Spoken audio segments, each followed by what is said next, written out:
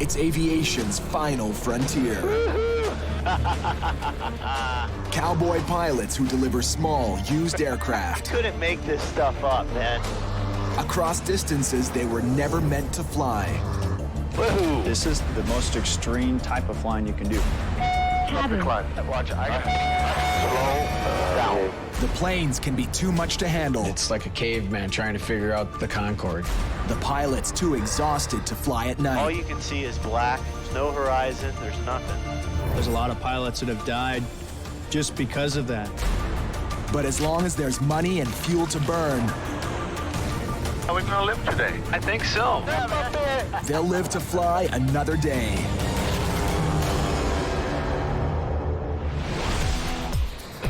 On the last leg of a 19,000-kilometer marathon, two ferry pilots race to the finish line in a state-of-the-art Phenom jet. See Vegas?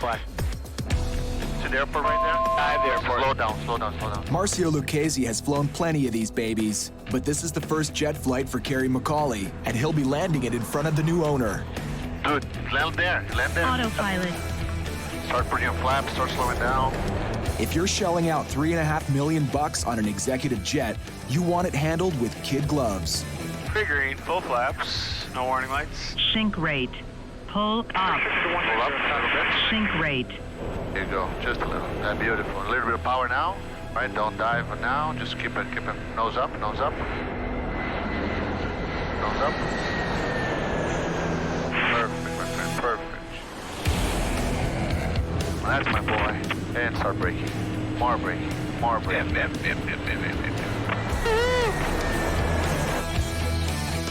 Great big guy. Congratulations.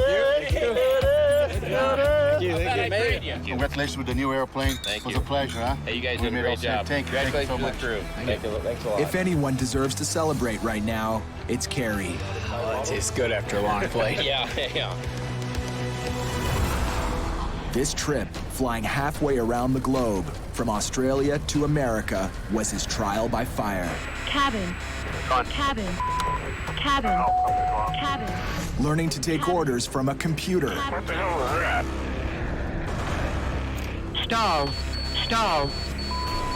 And trying to hold it together when everything's falling apart. Kerry did really well. I was not expecting for him to pick up as quick as he did. Yeah, man, looking forward to do it again.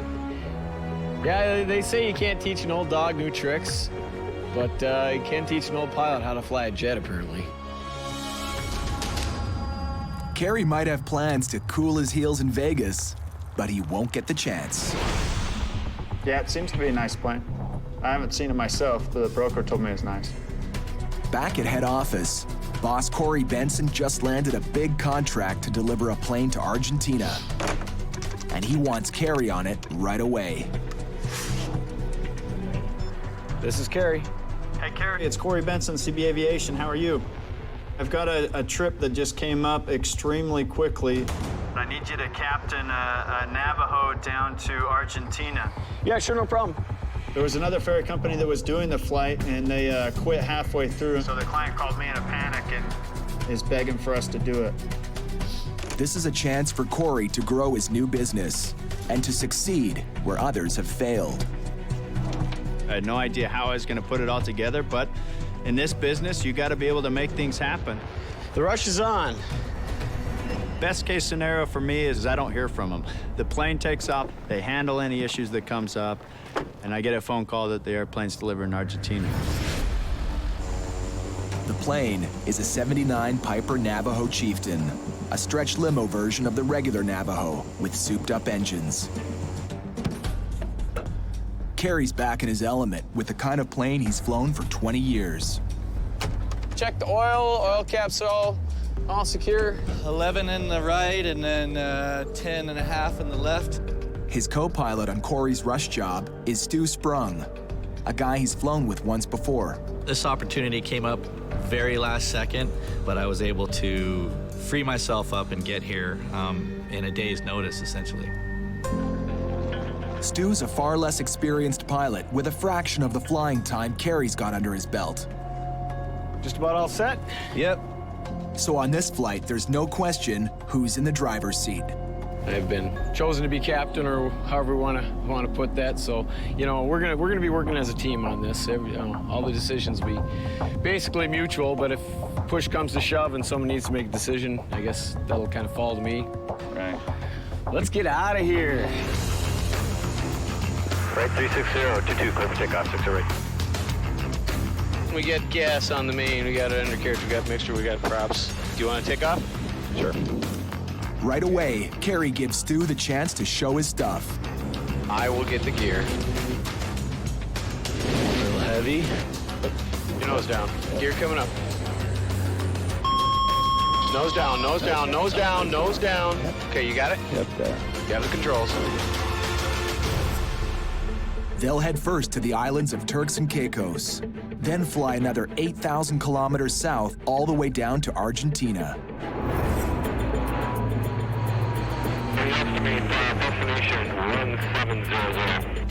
Roger.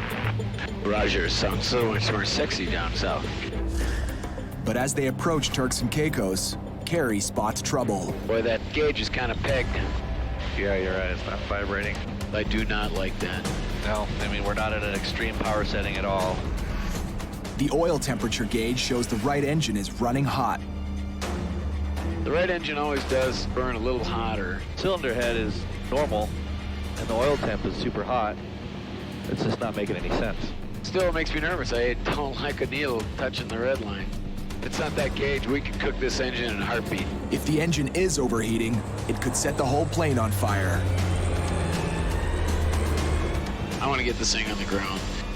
I don't want to screw around. That gauge is making me really nervous.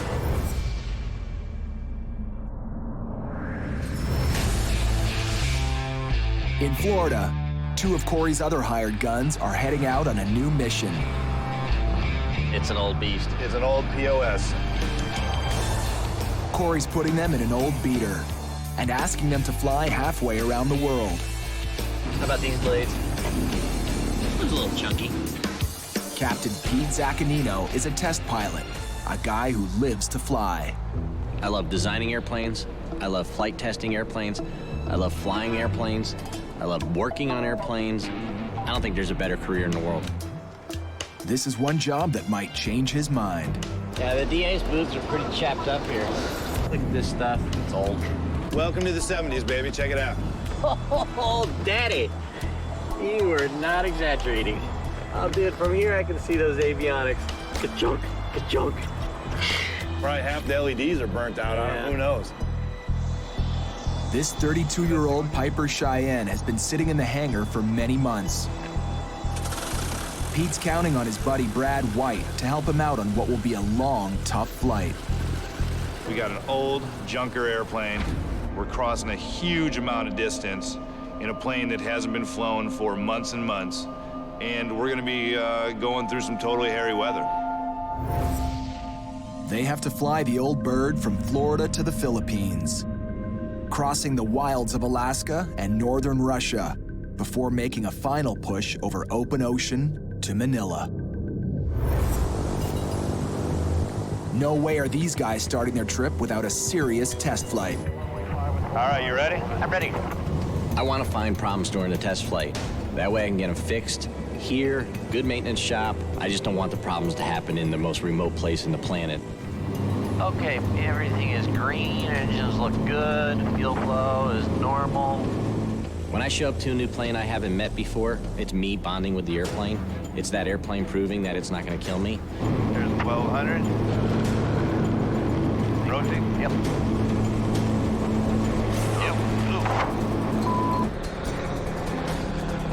Yeah, that trim is a little funky. Yes, it is. Trim controls small flaps on the tail that are crucial for climbing and descending. Man, that is weird. And this trim is barely working. Try getting yours trimmed up. Yeah, it's sluggish. Yeah, that could be a showstopper if we did lose trim and controllability. That would totally suck. Yeah. A plane's trim can make the difference between life and death. If the trim tab fails, that's a serious, serious situation. Aircraft could end up nose up vertical, nose down vertical, or upside down. All very hazardous scenarios. Pete and Brad cut their test flight short. I'll just start down. I'll just do it. As the Cheyenne comes in for a landing, the trim decides to behave. 3 green, no red, full flaps, we're clear to land. Alrighty. But not many aviators grow old, flying unreliable equipment. Well, we got a major trim problem. Yeah. So until the problem's fixed, this old bird is grounded.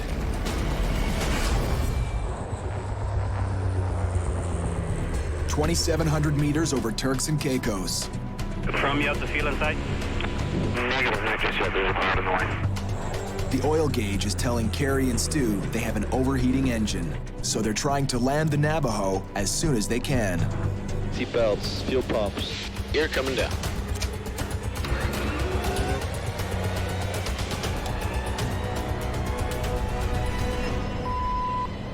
Oh, man.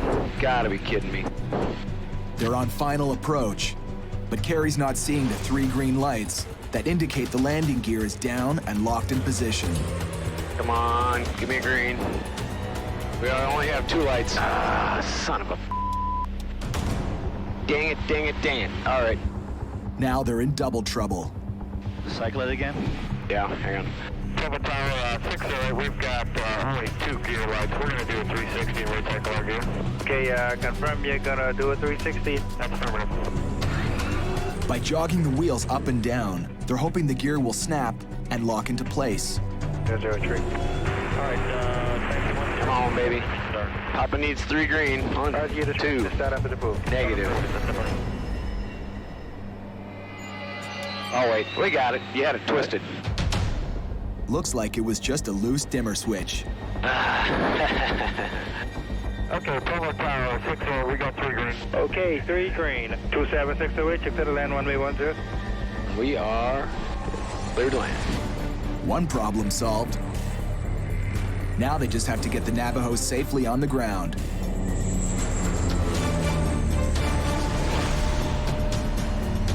Yeah.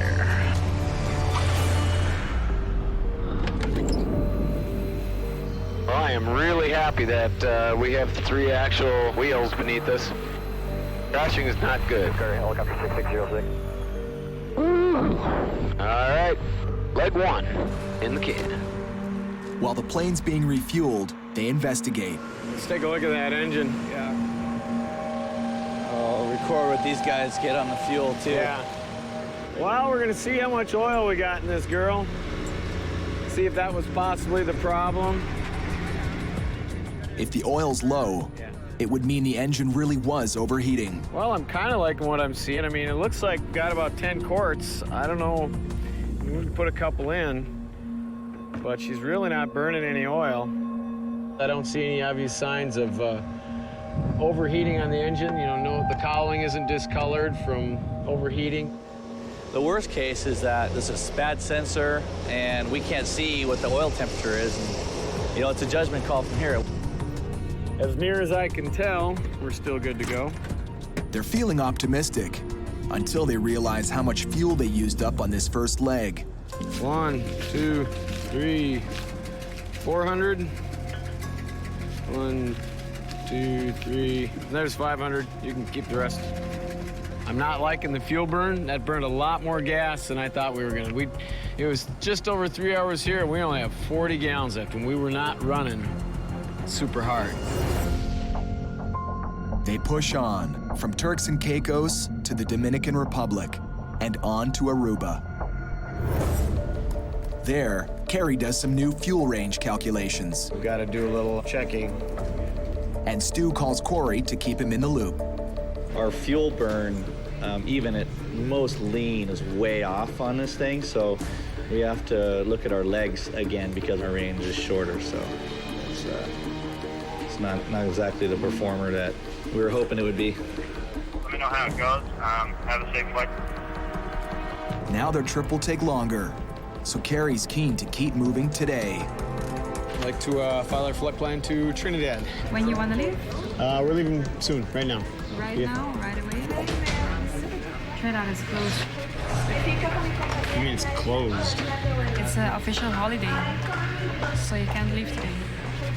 That's crazy. All right, well, frustration level's running really high. It has a ferry pilot. I love to put a lot of miles behind me every day. I just, 1,500, 2,000 miles a day, that's kind of standard.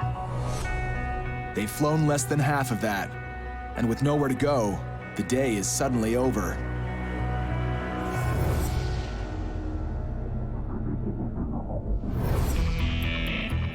Back up in Florida, Pete and Brad are even worse off.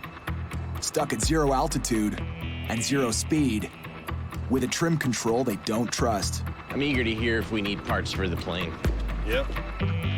They're stuck with this Piper Cheyenne, an old bird in desperate need of a good mechanic. I do not see anything binding or slipping in the actual mechanical control wheel. You don't see that play where you gotta roll it an inch or two before it starts. Yeah, but that's normal in some airplanes, especially when you have that electric trim. All right, yeah, I've never seen that before. It's not very common. Flown a lot of different airplanes, never seen a loose one like that. Well, I think that's normal for you to have a little play in your trim wheel. The maintenance manual says it's good. You're airworthy. Gabe the mechanic thinks the trim is working fine, but he's not the one who'll be flying the plane 7,000 meters up in the air. Mechanics have killed plenty of aircraft and their crew and passengers because they've made mistakes. Mechanics are humans and they make errors, just like pilots. There's some old going on in here. I just wanted to get a look at this system. It's old, it's beat up, and who knows what's gonna surface today, tomorrow, halfway around the world. Like it or not, their departure is set for 6 a.m. tomorrow. Yeah, that's what I'm doing with this plane, is getting it to the Philippines. Yeah, I appreciate the help. But as soon as they settle in to catch up on some calls, they get an urgent message from Gabe the mechanic. I see him. I see what I think I see. I see 2 puddles of liquid that is certainly not hydraulic. That is absolutely Jet A. Gabe, talk to us. Yeah. Hey, how you doing? This doesn't look good, buddy. No, it's not good at all, actually. To be honest, the issue we're having now is we've topped off your left and right fuel tanks. Yeah. Tips and as well as the nacelle tanks. And this is your nacelle tank back here behind the engine. And what I see now is you have a leak coming, a fuel leak. I see it. Coming from your left-hand nacelle tank. I see it. And it's running down a wire bundle. Oh, that's great. That's horrible. That's unbelievable. The fuel's running down this wing pan right here, and it's coming into these drain holes in the bottom of the fuselage. Dude, that's a huge fire hazard. Huge fire hazard. It's coming now. Holy horse. What's the fix for this? Our best bet, actually, is to get a professional in here. Fuel tank expert. Most pilots are pretty good with a wrench, but when it comes to fuel problems, even the best like to delegate. If the expert comes in tonight and discovers that we have a bad fuel tank, this trip is not happening. Let's see what you got.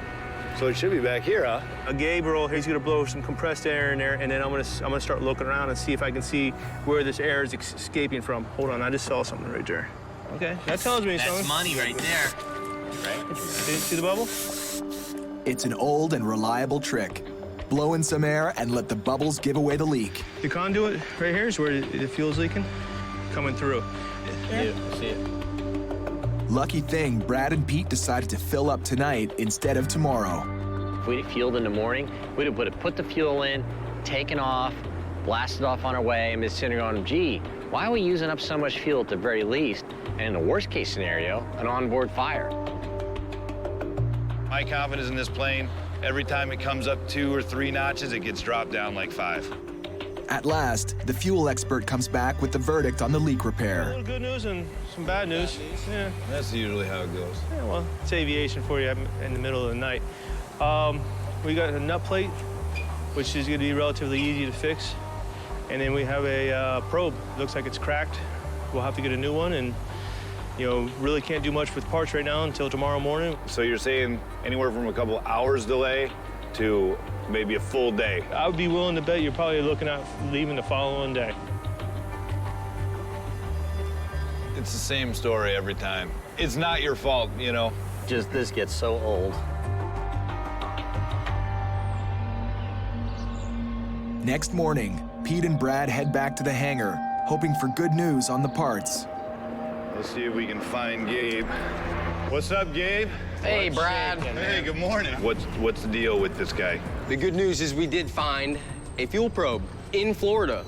Ah, very cool. The bad news, unfortunately, is it's in northern Florida, and it won't be able to be here till tomorrow morning, guys. Are you serious? That's not gonna work. We need to get something. I mean, that's a day and a half behind. But we gotta figure out a solution, because this is getting ridiculous. The best ferry pilots will do almost anything to keep flying, even if it means renting a plane and picking up the part themselves in northern Florida. Yeah, hi. Wondering if you guys have some aircraft rentals? Is that the best you can do? That's pretty steep. That would be huge. Pete has just caught a lucky break. What's up, man? Okay, I called my buddy. He said, no, don't worry about that. I'll fly over there to their airport, pick up the part, just have it ready, give me the details. Send it down to you guys, have it here tonight. That's huge. It is huge. Yeah, Jim's really hooking us up. All he wants is fuel. Pay for the fuel, don't worry about aircraft cost. On his way. You know, aviation is a really small world, and Pete's pretty big in that small world, so it's not surprising that he's got people like that that'll help him out. 3 hours later, Pete's pal shows up with the missing part. Hey, Jim. Hey, Pete, it's you again. Hey, you made it. Awesome. There you go, buddy. Thank you, sir. You really saved us, and that's a huge deal. Thanks. Just the girls and safe flight. We'll see you later. Check it out, dude. Now you guys have to work your magic. We need that in tonight, test it, filled with fuel, and make sure it's good. Looks like you guys will be getting out of here on time tomorrow. Yes. Down in South America, Kerry knows that the next leg of their flight can be deadly. If we get to the point of no return and we're screwed, you know, we're going to be looking for options. It's almost 1,000 kilometers from Georgetown, Guyana, over non-stop Amazon jungle to Macapá, Brazil. This is the long one, kind of the dangerous one, because there's no airports in between, nowhere to go. If we have a problem when we're out of range of either airport from going down in the Amazon. All set, Stu? Let's do it. Then we get to test our survival skills. They'll be pushing the absolute limit of the fuel range for the Navajo. It's already burning more than it should. 30 gallons an hour will give us maybe 45-minute reserve today, which is not even close to what I would like to have. If we have an engine problem and we have to dodge thunderstorms, we're gonna be in trouble. So we're really just kind of crossing our fingers on this one and going for it. Got 85 coming up. I'll take the gear. Gear up.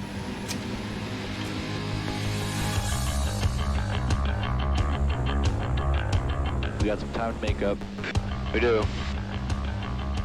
An airport holiday yesterday in Trinidad put them behind schedule. That's why they're gunning it today. This thing is turbocharged. It goes a little faster, and we get just a little bit more range the higher we go. So, see what that does. I'd say we just do it. Hang on, a couple bumps. Woo! There we go. The weather isn't doing them any favors. These headwinds get any worse, we're screwed. That is slow. We got to be pushing a 35-mile headwind. They're slowing down and using a lot more fuel than they'd planned. That's not good. Keep an eye on that fuel pressure, because if that thing sputters while we're on approach, we gotta go to those boost pumps right away. Okay. 36.6 miles. Come on, baby. Now the engines are sucking in the tank's reserves. I'm putting my shoulder harness on now. Probably not a bad idea. At least one of the engines should still be running by the time we get there, but they're running pretty low, so I really hope we make it. Oh, there we go. There's... That's one engine sputtering. Boost pumps on. We have fuel pressure. They managed to pump just enough fuel to the engine to keep it going. Macapa Control, November 27608. Like priority landing, fuel critical. 23 miles from Macapa. Right ox tank's dead. Now we're on the right main tank, and that one doesn't have much gas in it either, so. Kerry knows he has to nail the landing, because this time there's no second chance. Come on. Okay, pre-landing checklist. Gas, not much on the fullest tanks. Undercarriage, down, 3 green, 1 in the window. Fuel pumps on. Mixture's fuel rich, fuel pumps on. Just a little bit more. So I think we're high enough to glide in there now. If we lose an engine. Yeah, if this quits now, I'm aiming right for the end of the runway.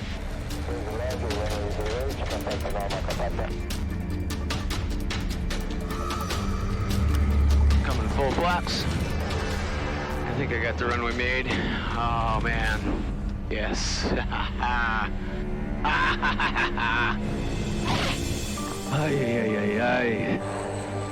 Nice.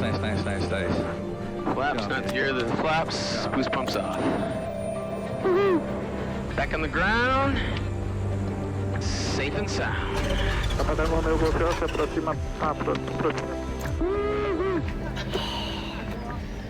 been a while since I've been this happy to put my feet on the ground. Yeah, no doubt. Let's see, buzz check. Not too bad.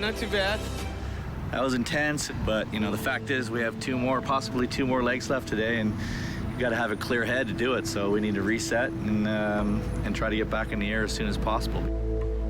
Stu and Kerry are still 4,000 kilometers from their delivery target in Argentina, with only 3 days to go. All right. Cory made some promises to the new owners, and he's really counting on me to get it done and keep his promise for him. This plane needs to get down there fast.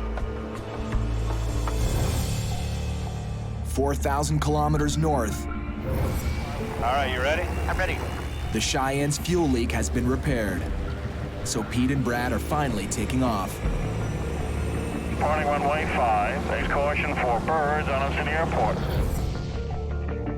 They have a giant marathon ahead of them, 16,000 kilometers, from the sandy beaches of Florida all the way to the Philippine jungles.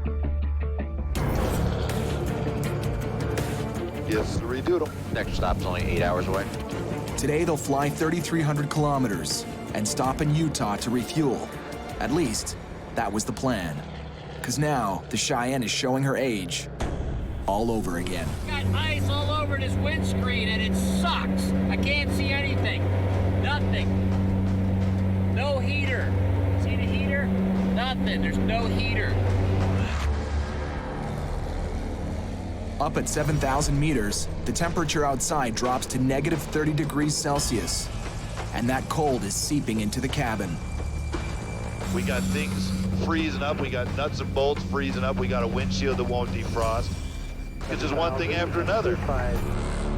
Let me start making a list, dude, because this is crap. Here, why don't we start here with the LEDs you said are burnt out?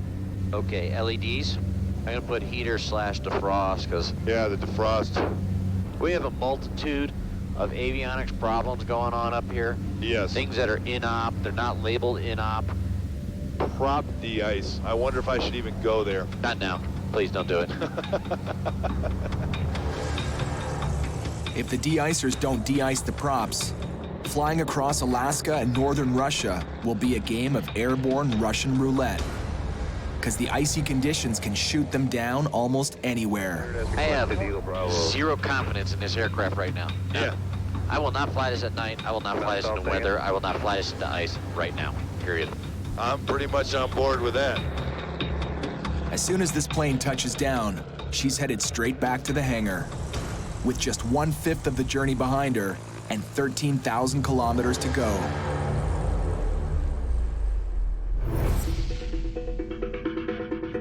In Brazil, Kerry and Stu are down to a tight 2-day deadline to deliver the Navajo to Argentina. But Stu's just met a guy who can help them big time. From Macapá to Foz do Iguaçu. Uh-huh. Going this way, 1601. The direct was 15. Yeah, 15 something, yeah. Jonas is a Brazilian ferry pilot who's also delivering a plane to Argentina. 1,545. That's 3 legs. Direct. That's You 3 can do legs. 500 each.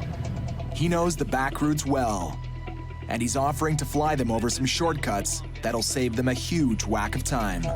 We really scored. Having a native to escort you is unbelievably lucky. So that's why I really love ferry flying. I love going to the small airports and meeting all the pilots. You know, I don't like going to big international airports and meeting bureaucrats. That's just painful. It's like getting a root canal. Being able to fly to smaller airports, just get fuel, no flight plan, be on our way. It's huge. It's the biggest scoop of this whole trip.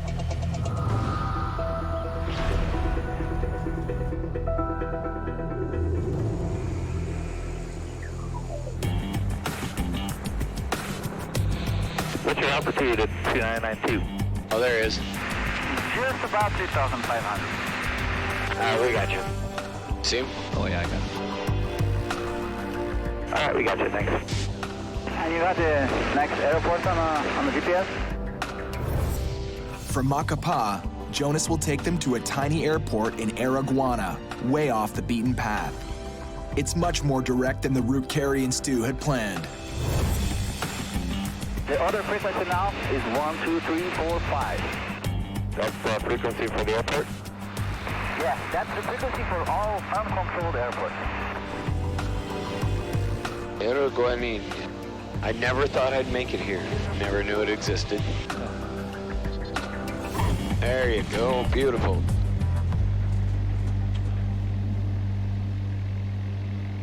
Turn and burn, in and out. Not a bureaucrat in sight.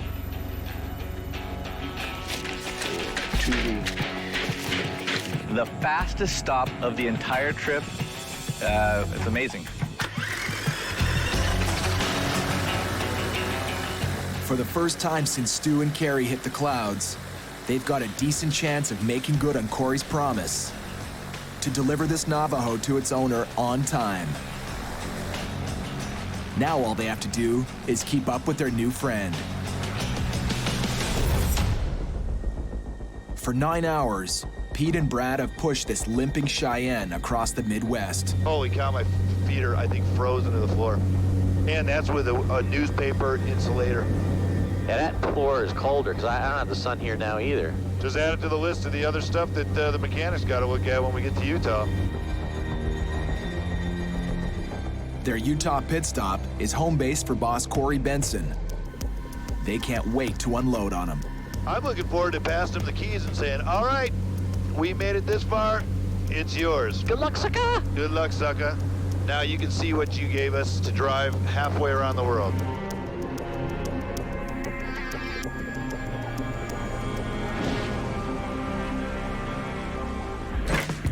Cory's waiting when they land, You made it! knowing he's about to get an earful. We made it. How's the flight end? It's got all kinds of weird quirks. There's problems with the avionics, the autopilot. There's no heat in it, so we're frozen. I'm frozen right now. The right windshield just turns to a sheet of ice. Pete's sitting there scraping it the whole flight. Is that all new issues after the test flight? Yeah. It's old and tired. Cory has to get this delivery back on track. His pilots get paid, even for down days. It all comes out of Cory's $25,000 fee. It just barely got off the ground and hasn't even made it halfway across the country yet. We're already experiencing some major issues. It's got me a little nervous.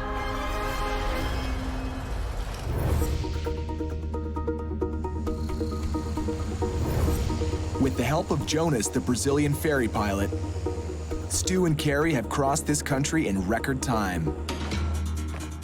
And to their surprise, that means the Navajo flight is now ahead of schedule. Yeah, we just landed down here in the Brazilian border at what is it? Fazigazul. Fazigazul.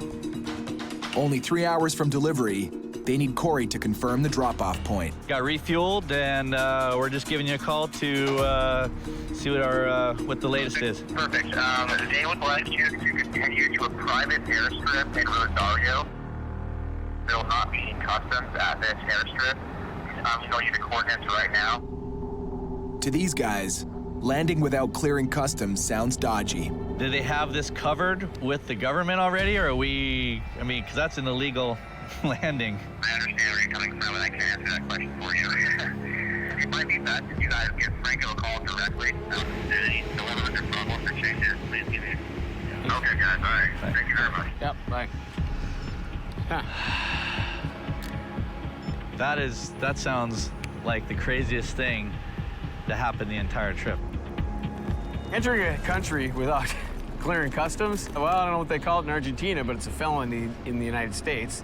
And as pilots, we definitely have to follow some very specific rules, especially if we want to stay pilots, for one, and not go to jail, too. They've pushed themselves to the limit the last 6 days. They're only 1,000 kilometers from the finish line, but they refuse to risk everything for Cory's client. I'm not going into that private strip, no matter what he says. That's just stupid. We'll get busted. Nah. It doesn't take long for the owner to come up with a new game plan. I mean, we will try to take off earlier, but we still have to clear customs and immigration, pay landing fees, flight plan. Okay, that will work. Thank you, Finko. Bye-bye. He's gotten rid of the dirt strip behind his buddy's plantation or something, who knows what it was. So now we're going to the international airport, we're getting customs, everything's great, so very cool. Back on track. With a squeaky clean and legal landing all lined up, Stu and Kerry start off on the last leg of their trip. I will get the gear. Finish line, now just 3 hours away. Back up north in Utah,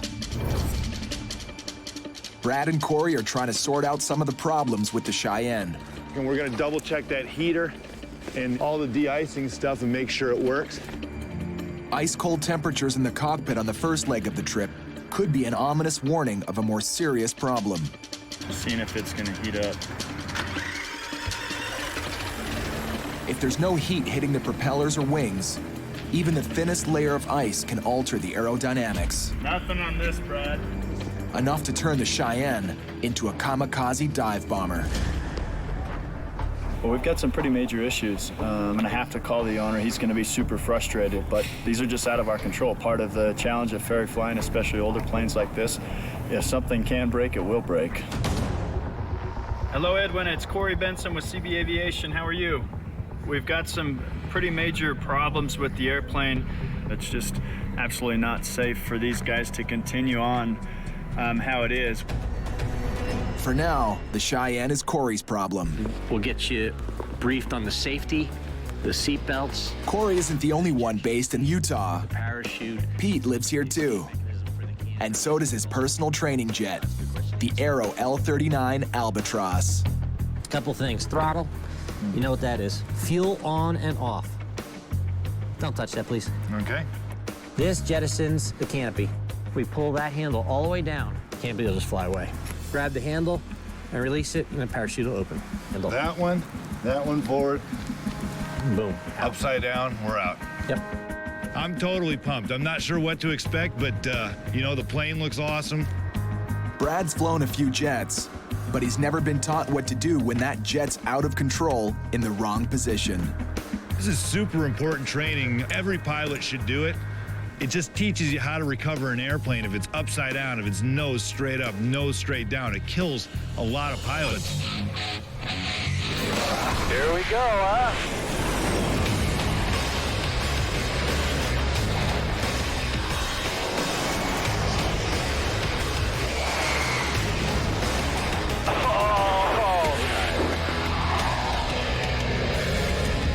Answering eyes on the vertical up to 7,000.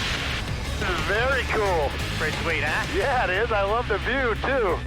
How much did you load it up there when you pitched up to 45? About 3 G's.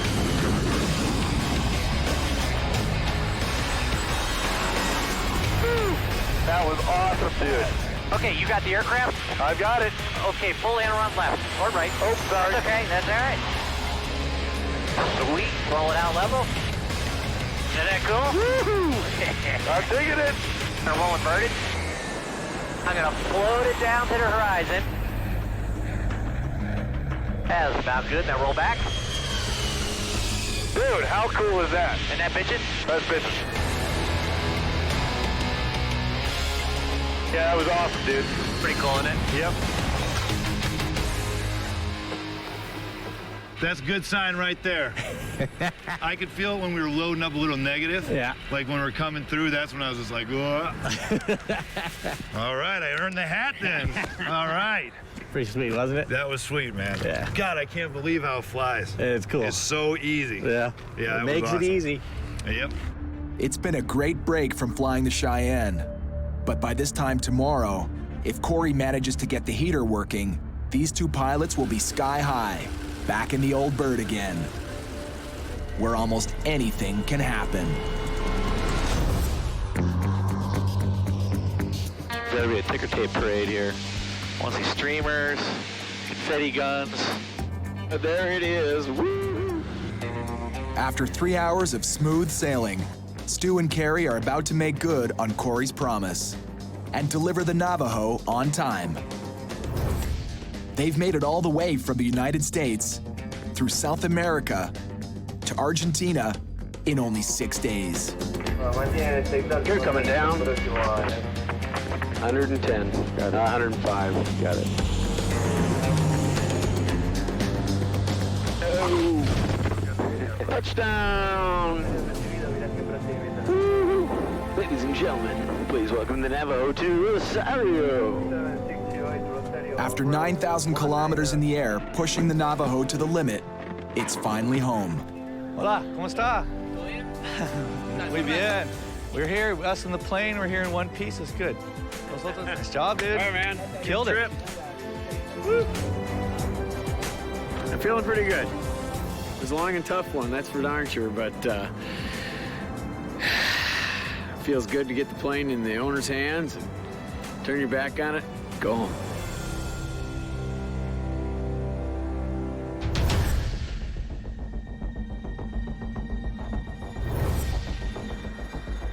Pete and Brad know this Cheyenne will never fly like yesterday's L-39 jet. But Cory and the mechanic did get the prop de-icers working. Hey, John, what's the word? Hey, Brad. Hey, Pete.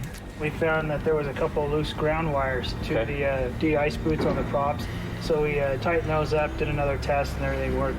The safety problem is out of the way, but that's small comfort because the cabin is still cold as a beer cooler. We need the heater. It's way too cold and we got way too long to go, so. So we're doing a little troubleshooting here to try and figure out what in the system is not working. Hey, John, I'm feeling heat on the floor. Oh, yeah, the floor's getting warm. Yeah, it's totally working fine. That's great news. That's totally good news. Man, it's pumping like crazy. It feels great. Yeah, that's a relief. The last thing on their list is the avionics, the electronic systems that control many of the aircraft's mechanical functions. With so many things breaking down, Pete and Brad have never had time to test them properly. Ready? I'm ready. But this time, they can't even get off the ground. Oh. I got a reverser lock light, and I have this flickering. This is really strange. We got that beta light flashing. It's a light that indicates the propellers are in the beta range, which is the reverse. And having the engine allow the propeller to go into reverse in flight is extremely hazardous. See if he answers it Sunday. And he doesn't know my number. This is Cory. Hey, Cory, it's Brad and Pete. How you doing? What's going on, boys? The plane is giving us an indication that there's something wrong with the beta on the left engine. The plan of action. John is on it right now. Cory's got the maintenance manual out, and it's repeating the problem, so it's not intermittent. We'll just keep you updated. Okay, perfect. All right, see ya. You know what? I mean, this is no joke. I don't have 3 months to go limping across the planet with this thing. Next time on Dangerous Flights. I'm getting so Can bored. somebody tell me what the heck? Pete and Brad are running out of patience with the old bird. It's a technologically advanced aircraft. So what you're telling me is you'd like to be captain? Kerry and Stu battle for control of the captain's seat. Easy there, Hoss. Okay, easy to be. You're the one with the hand on the throttle. And bad weather is endangering both flights. You gonna be able to see anything, dude? I don't mind rain much at all. but lightning's bad.